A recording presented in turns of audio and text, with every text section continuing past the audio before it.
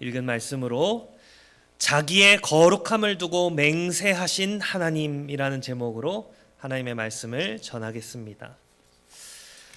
4장에서 아모스 선지자는 이스라엘의 죄에 대한 어떤 새로운 측면을 이야기하지 않습니다. 이미 언급했던 죄들을 다시 한 번 더 훑고 있지요.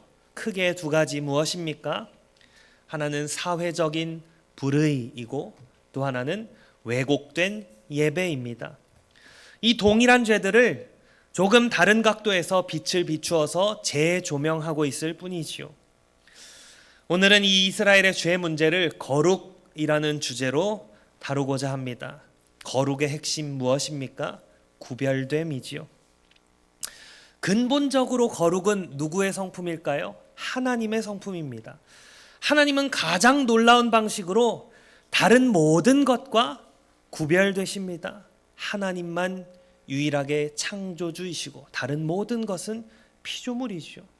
놀라운 방식으로 피조물과 구별되시고 거룩하십니다. 그런데 하나님이 그렇게 거룩하시기 때문에 그분의 백성들도 어떠해야 합니다. 내가 거룩하니 너희도 거룩할지어다. 하나님의 백성은 거룩하신 하나님과의 관계 때문에 뭔가 분명히 달라야 합니다. 하지만 오늘 본문은 하나님의 언약 백성이 그 거룩함에서 실패했음을 보여주고 있죠. 먼저 1절을 통해 거룩하지 않은 삶을 보겠습니다. 다음으로 4절과 5절에서 거룩하지 않은 예배를 살펴보고요. 마지막으로 2절과 3절에서 그 거룩의 실패에 대한 하나님의 응답이 무엇인지 생각해 보겠습니다. 1절은 거룩과 정면으로 부딪히는 삶을 보여줍니다. 어떤 삶입니까? 불의하고 부도덕하고 세속적인 삶이죠. 거룩과 정반대되는 삶입니다. 아모스 선지자는 야 이 바산의 암소들아 라고 부르면서 누군가를 부르면서 말을 시작합니다. 이 성경에는 바산의 암소들이 자주 언급되는데요. 바산 무엇으로 유명한 곳일까요? 아주 좋은 목초지들이 있습니다. 그래서 살찌고 힘센 최상급 소들로 유명한 곳입니다. 그러니까 사마리아의 산에 있는 바산의 암소들, 누구를 가리킵니까? 사마리아에 사는 상류층 귀부인들을 겨냥하는 표현입니다. 그 비옥한 목초지가 있는 바산에서 잘 먹고 살찐 암소들처럼 이스라엘 수도 사마리아에서 풍요와 번성 가운데 부귀영화를 누리는 여인들을 지목하고 있는 것이죠. 이 여인들의 실상은 세 가지 고발로 요약됩니다. 너희가 힘없는 자를 학대하고 가난한 자를 압제하며 남편들에게 술을 가져다가 우리로 마시게 하라 하는도다. 이 여인들이 자신들보다 약하고 가난한 자들을 어떻게 대한다고요? 학대하고 압제합니다. 가난한 사람들의 사정을 전혀 생각해 주지 않았습니다. 가난은, 저들이 가난한 것은 다 그들이 무능해서지 이렇게 생각했습니다. 사적인 욕망을 채우기 위해서 약자들은 짓눌려야 합니다. 자신의 부요와 안락함을 지키기 위해 가난한 자들은 계속 가난한, 아니 점점 더 가난해지는 그런 악한 구조를 당연한 것으로 여겼죠. 남의 궁핍을, 타인의 희생을 나 자신의 풍요를 위한 자원으로 취급합니다. 잠언이 말하는 현숙한 여인의 모습, 가난한 자에게 손을 펴며 궁핍한 자를 위하여 손을 내미는 그 현숙한 여인의 모습과는 정반대이지요. 남편을 향해서 술을 가져와라 명령하는 모습은 당시 가정과 사회의 질서가 얼마나 뒤틀렸는지 잘 보여줍니다. 우리 한글 성경에는 가장이라고 번역했지만요, 본래 히브리어로는 주입니다. 주님 할 때 그 주입니다. 그러니까 남편을 주님이라고 부르면서도 실제로는 안방에 누워서 남편에게 지시를 내리고 있는 아주 모순된 모습이지요. 아내의 이와 같은 불의한 명령이 남편들의 불의한 실행으로 이어집니다. 여기 술을 가져다가라는 말은요, 값을 치르고 돈을 주고 정당하게 사오는 것이 아니라 강제로 빼앗는 것을 가리킵니다. 남편들은 아내의 욕망을 만족시키기 위해서 수단과 방법을 가리지 않고 자원을 끌어오고 그 과정에서 뇌물을 받고 강탈하고 이런 악이 일상화된 것이죠. 아합 시대에 이세벨이 나봇의 포도원을 남편으로 하여금 빼앗게 한 그런 사건이 떠오릅니다. 이스라엘의 여인들이 더 악했고 남자들은 여자들보단 조금 더 나았다, 이런 뜻이 아닙니다. 악을 부추기는 것도 죄이지만 그 부추김에 자신을 내던져서 악을 집행하는 것 똑같이 죄이지요. 인류의 첫 죄부터 그랬습니다. 에덴 동산에서 아담은 하와의 부추김을 받아 죄에 동참했지요. 아모스는 여성들만을 표적으로 삼는 것이 아니라 남녀 모두가 거룩하지 못한 삶을 살았다고 고발하고 있는 겁니다. 실제로 2절에 하나님이 심판을 선언하실 때 너희 하실 때 이 너희는 남성 복수형입니다. 남자들이 심판에서 제외되지 않습니다. 이처럼 번영과 권세, 향락과 안일이 한 덩어리가 되어서 약자들을 희생시키는 모습은 거룩의 본질, 즉 하나님께 구별되어 하나님을 닮아 사는 것을 정면으로 부정합니다. 거룩의 힘이 어디에 있습니까? 거룩의 힘은요, 하나님을 사랑하고 이웃을 사랑하는 데 있습니다. 그런데 이스라엘에는 거룩이 사라져버렸죠. 자기 만족을 위해 타인을 이용하는 지배의 정서만 남았습니다. 하나님 앞에서 구별됨을 잃어버린 순간 사람은 필연적으로 이웃을 이용하게 되어 있습니다. 이웃을 소비하게 되어 있습니다. 아모스가 바산의 암소들이라는 강한 이미지를 쓰는 이유가 바로 거기에 있죠. 기름지고 육질이 좋은 바산의 암소처럼 잘 먹어서 윤기가 좔좔 흐르지만 그 살집은 결국 약자들의 피와 눈물을 빨아먹고 흡수해서 자신의 몸을 부풀린 것이다, 이런 의미입니다. 모세는 이미 이런 미래를 예언했지요. 이스라엘이 기름짐에 발로 찼도다.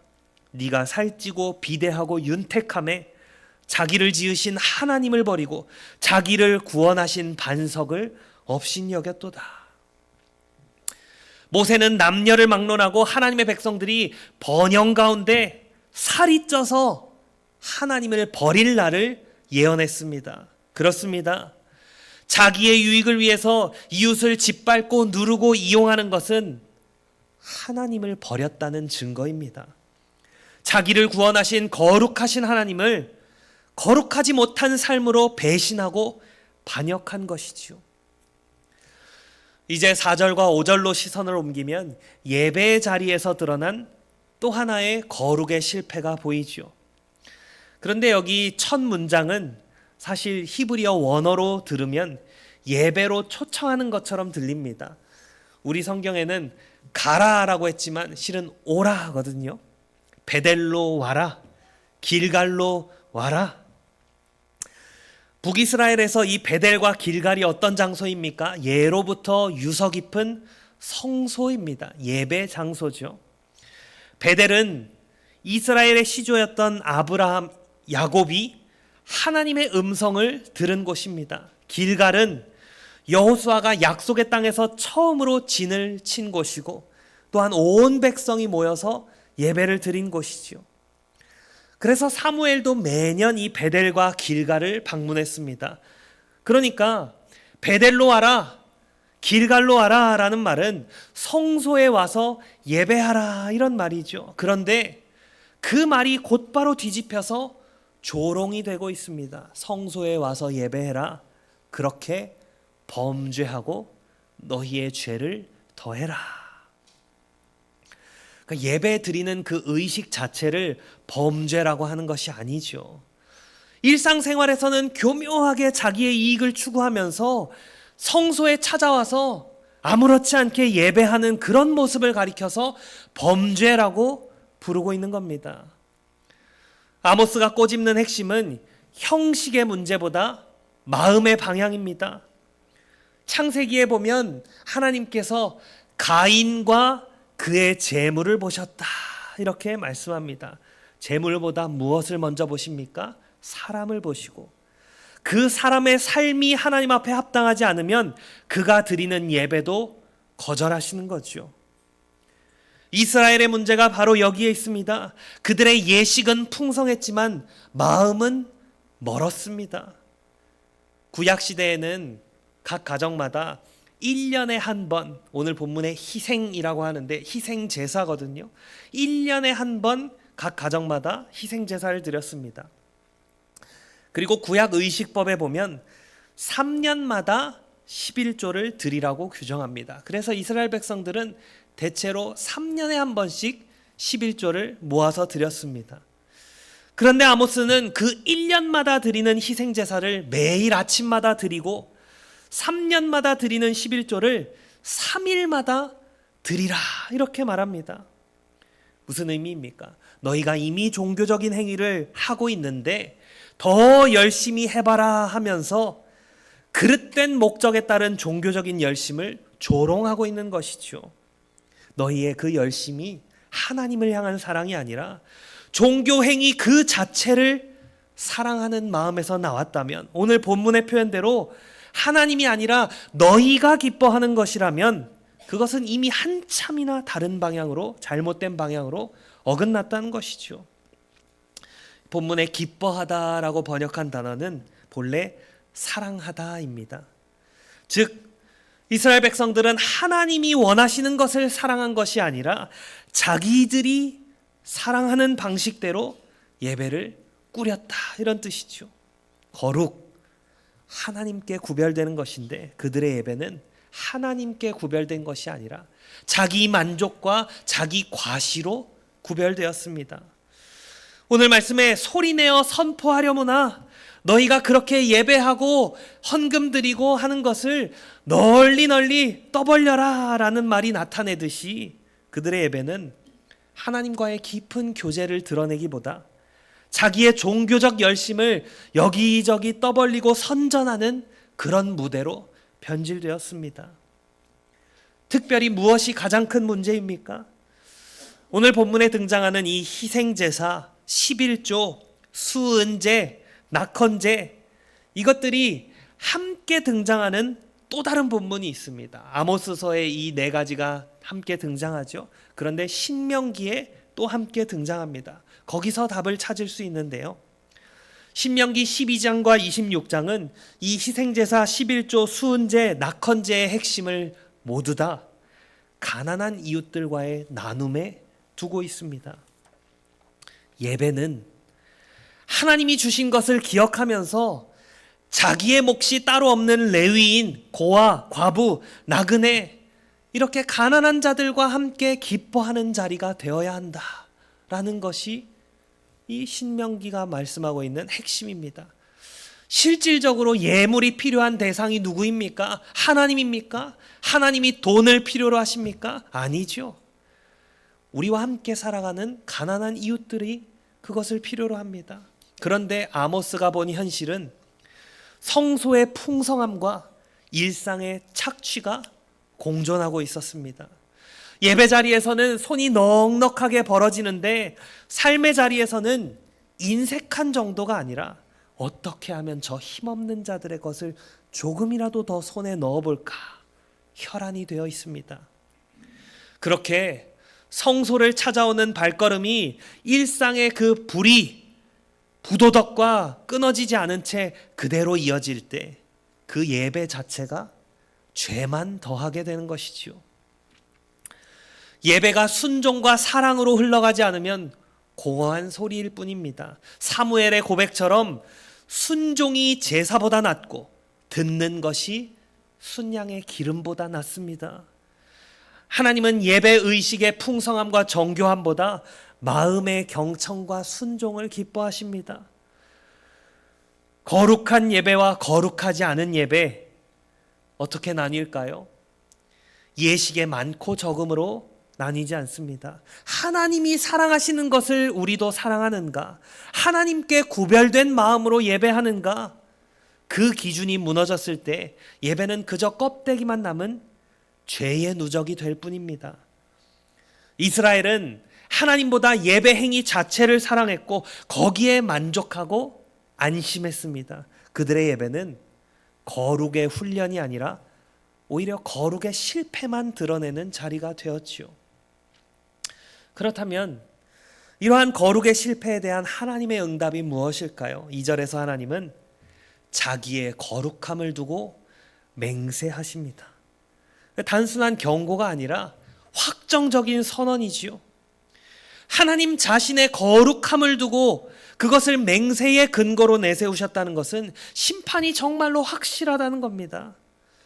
거룩을 훼손한 죄에 대해서 지극히 거룩하신 분이 친히 맹세하실 때 그 말씀은 반드시 현실이 되거든요. 그런데 심판의 내용은 크게 두 가지 그림으로 주어지고 있죠. 첫째는 갈고리와 낚싯바늘입니다. 잘 먹고 살이 찐 짐승의 코에 고리가 꿰어지듯이 사람들이 줄을 지어서 끌려갑니다. 앞서 비유한 그 바산의 암소 이미지가 참 역설적으로 뒤집히고 있는 거죠. 사치와 향락으로 윤기가 잘잘 흐르던 삶은 도살장으로 내몰리는 짐승의 행렬처럼 수치와 굴욕의 행렬로 바뀝니다. 스스로를 채우는데 열심이었던 손은 이제 묶여버린 손이 되고요. 잔치의 날로 여겼던 그날이 실제로는 심판의 날이 되지요. 도살장에서 가장 환영받을 소가 어떤 소일까요? 살찐 암소들입니다. 이스라엘 백성들은 바로 도살의 날을 위해 잘 먹어둔 격이 되었습니다. 자신들의 쾌락을 위해 술을 마시고 기름진 음식을 먹었겠지만 결국 도살의 날에 잡혀 죽을 그 최상급 상품으로 스스로를 가꾸고 있었던 것이죠. 둘째, 무너진 성벽의 틈으로 차례차례 끌려나가는 장면입니다. 견고하다고 믿었던 그 도시와 집이 포위와 파괴 앞에 무력해졌습니다. 사람들은 성벽에 난 큰 균열을 통해 일렬로 내몰립니다. 안에서 밖으로, 주인됨에서 포로됨으로, 명령하던 자리에서 명령을 받는 자리로 질서가 완전히 뒤집혀 버리죠.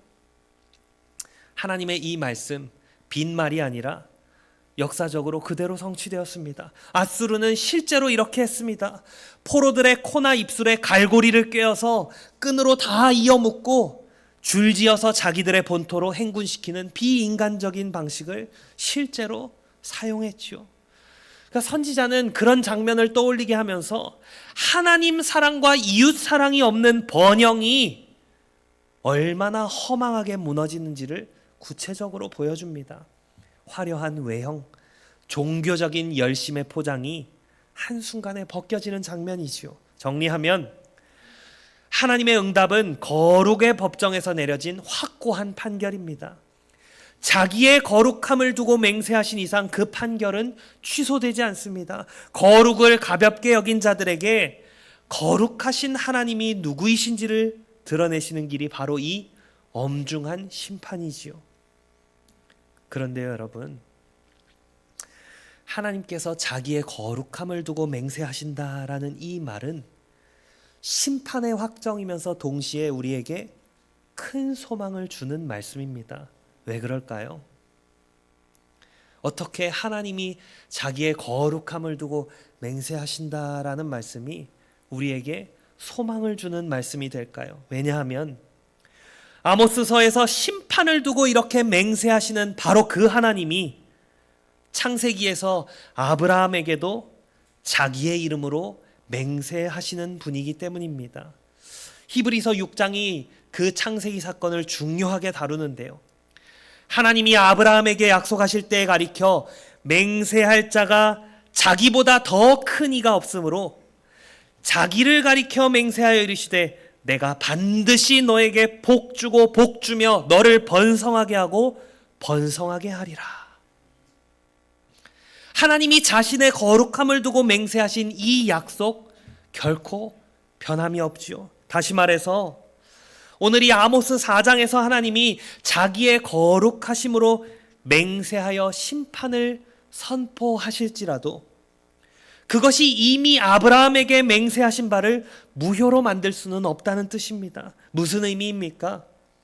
하나님이 이스라엘 위에 어떤 강력한 심판을 내리시더라도 약속된 구원자와 약속된 구원은 반드시 올 것이라는 사실이지요. 하나님의 때에 하나님은 메시아를 보내셨습니다. 하나님은 예수님을 보내셔서 타락한 백성을 자기의 것으로 속량하셨습니다.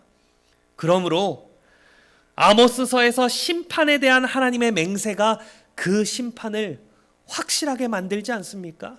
나의 거룩함을 두고 맹세한다 하셨으니 그 심판을 확실하게 만든다면 동시에 그것은 아브라함의 씨를 통해 그 메시아를 통해 온 세상에 복과 구원을 주시겠다라는 그 약속 또한 동일하게 확실하다라는 사실을 우리에게 상기시키는 것이지요. 여기서 온 세상은 모든 사람을 의미하지 않습니다. 온 세상에 있는 택한 백성, 하나님의 교회를 의미하지요. 하나님은 자신의 맹세와 약속에 참되신 분이십니다. 그러므로 우리는 예수 그리스도를 믿는 모든 자를 구원하시겠다는 이 하나님의 자기의 거룩함을 두고 맹세하신 그 약속을 확실하게 신뢰할 수 있습니다. 하나님의 심판은 공허한 위협이 아니라 구원을 향한 길잡이로 사용됩니다. 심판은 그걸로 끝이 아니죠. 하나님의 심판은 구원을 위한 심판입니다. 약속의 씨를 통해 복을 주시겠다는 이 은혜의 맹세와 거룩을 훼손한 죄를 벌하겠다라는 이 심판의 맹세는 서로 충돌하지 않습니다. 누누이 말씀드리듯이 십자가에서 하나님의 공의와 자비가 만나지 않았습니까? 그 만남이 하나님의 약속이 확실하다라는 것을 우리에게 보증하는 것이죠. 그리스도 안에 있는 자에게 복을 주시겠다라는 이 약속, 우리에게는 현재형의 은혜입니다. 우리는 그리스도 안에서 의롭다 하심을 받고 동시에 거룩을 향해 구별된 자들로 부르심을 받았습니다. 이 구별됨은요, 우리의 삶 전체를 덮습니다. 주일 이 시간의 예배만이 아니라 월요일부터 토요일까지의 모든 자리에서도 우리는 하나님께 속한 사람으로 살아가도록 부르심을 받았습니다. 주일만이 아니라 평일에도 우리는 예배자입니다. 하나님을 섬기는 것이 예배의 목적이죠. 그래서 모든 예배는, 공예배와 삶의 모든 예배는 하나님을 사랑하는 마음과 그분의 뜻에 대한 순종으로 열매 맺어야 합니다.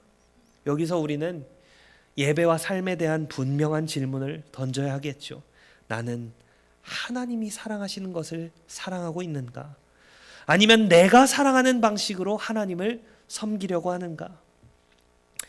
예식을 늘리고 빈도를 높이는 열심이 중요하지요. 그러나 그것이 곧 하나님을 향한 사랑을 뜻하지는 않습니다. 하나님은 예배 그 자체보다 예배를 드리는 사람을 먼저 보십니다. 예배가 본래 뜻대로 흘러갈 때에는 받은 복을 기억하며 이웃과 함께 기뻐하는 삶으로 이어지게 되어 있습니다. 그러나 예배가 자기 만족이나 자기 과시로 흐른다면 그 종교적 열심은 결국 우리를 비워내지 못하고 죄만 쌓게 할 뿐입니다. 순종이 예배보다 낫다라는 말은 예배 드리지 말라 이런 뜻이 아니라 예배를 순종으로 채우라 이런 초대입니다. 복음은 우리에게 기준만 주는 것이 아니라 능력도 주지요. 십자가에서 보이신 하나님의 그 거룩하심이 우리를 새 사람으로 세워줍니다. 성령께서 마음을 새롭게 하셔서 하나님을 향한 사랑이 예배의 중심이 되게 하시고 그 사랑이 일상의 자리에서 이웃에게 정의와 긍휼로 드러나게 하십니다. 그러므로 우리는 먼저 마음의 방향을 바로잡아야 합니다.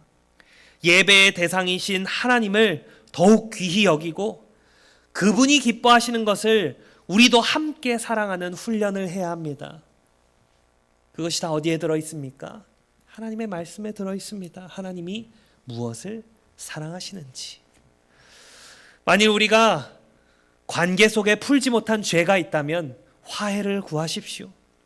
손에 쥔 것을 더욱 꽉 움켜쥐기보다, 더 많은 것을 움켜쥐려고 하기보다 나눌 기회를 찾으십시오. 진짜 부자는 많이 가진 자가 부자가 아니라 많이 주는 자가 부자입니다. 주려면 많이 있어야 하지요. 그런데 자기만 위해서 먹고 쓰는 자, 아무리 많이 가져도 진짜 부자 아닙니다. 하나님이 부자 자체를 금지시하지 않습니다.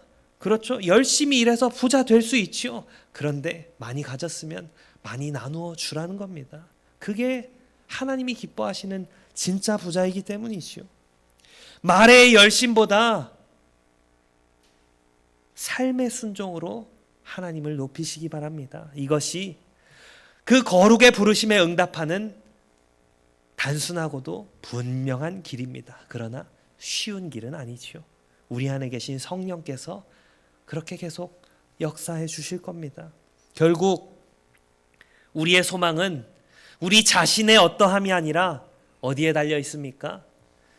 자기의 거룩함을 두고 맹세하신 그 하나님의 약속에 달려 있습니다. 그 약속이 그리스도 안에서 예, 아멘이 되었기에 우리는 담대히 회개할 수 있고 담대히 순종을 시작할 수 있습니다. 오늘 이 약속을 붙들고 하나님이 사랑하시는 것을 우리도 사랑하도록 마음을 정렬하기 원합니다. 예배당에서 시작된 사랑이 가정으로, 일터로, 학교로 흘러들어가고 다시 다음 주 주의 날에 모여 그 사랑을 하나님 앞에 돌려드릴 때 거룩은 단지 입술에 머무는 구호가 아니라 우리의 삶, 예배 그 자체가 될 것입니다. 거룩한 예배, 거룩한 삶으로 하나님의 거룩하심을 온 땅 위에 드러내는 초원교회, 그 성도들 되기를 성부와 성자와 성령의 이름으로 축복합니다. 아멘.